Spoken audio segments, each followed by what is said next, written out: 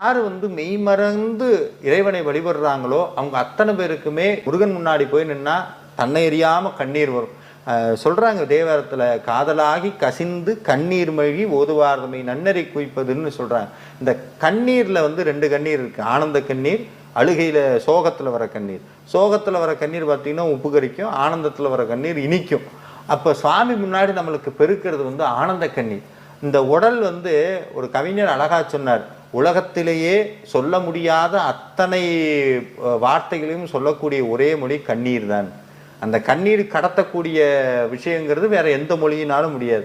அப்போ முருகனை பார்த்த அடுத்த நிமிஷம் உள்ளுக்குள்ள நம்மளறியாம கவலையினாலையும் கண்ணீரும் கவலையும் கஷ்டத்தையும் நினைக்காம நம்மளை மறந்து ஒரு 2 சொட்டு கண்ணீர் வருதுன்னா முருகன் உங்களுக்குள்ள இருக்காருன்னு அர்த்தம். உங்களுக்குள்ள பக்தி கணிஞ்சிருச்சுன்னு அர்த்தம். இந்த ஆத்மா பரிபக்குவமாய் அடுத்த நிலைமைக்கு முருகன் கூட்டிட்டு போறதுக்கு உண்டான அடையாளம்.